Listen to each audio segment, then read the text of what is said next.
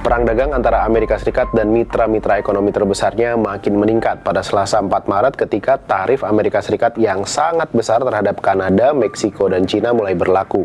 Hal ini lantas memicu pembalasan cepat dari Beijing dan Ottawa. Bagaimana kelanjutannya?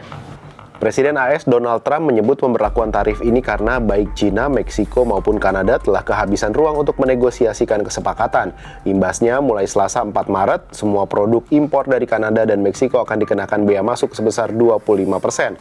Trump menyebutkan kurangnya upaya dari Meksiko dan Kanada untuk menopang perbatasan mereka dengan AS dan membendung aliran sejumlah besar fentanyl yang telah mengalir ke AS. Tak hanya bagi Kanada dan Meksiko, Trump juga menandatangani perintah untuk meningkatkan tarif 10% yang sebelumnya diberlakukan pada Cina menjadi 20%. Hal ini pun menambah pungutan yang sudah ada sebelumnya pada berbagai barang Cina. Nah, penerapan tarif yang diberlakukan Trump ini faktanya memicu perang dagang antar negara. Kanada, Cina, dan Meksiko pun membalas tindakan Trump. Perdana Menteri Kanada Justin Trudeau mengatakan akan mengenakan tarif 25% terhadap produk AS bernilai 155 miliar dolar AS, diawali dengan produk senilai 30 miliar dolar dan 125 miliar dolar AS sisanya dalam 21 hari ke depan.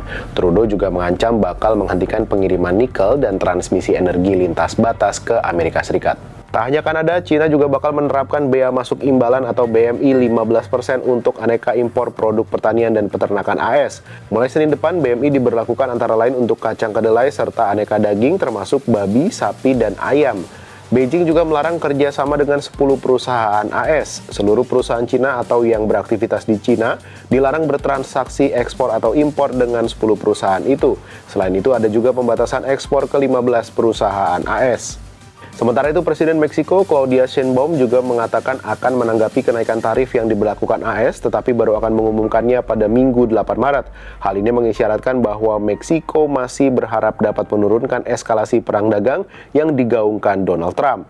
Lantas, apa dampak pemberlakuan tarif ini? Ahli strategi kebijakan publik Morgan Stanley AS, Michael Zezas, mengatakan inflasi AS bisa lebih tinggi 0,3 sampai 0,6% dibandingkan baseline selama 3 sampai 4 bulan ke depan. Dan pertumbuhan ekonomi AS bisa lebih rendah 0,7 hingga minus 1,1% dibandingkan baseline selama 3 sampai 4 kuartal ke depan. Senada dengan itu, peneliti senior di American Enterprise Institute, Desmond Lachman, juga memperingatkan tarif yang lebih tinggi Trump dapat membuat inflasi tetap tinggi dan mendorong ekonomi global ke dalam jurang resesi. Sampai jumpa di Bahas Peristiwa berikutnya.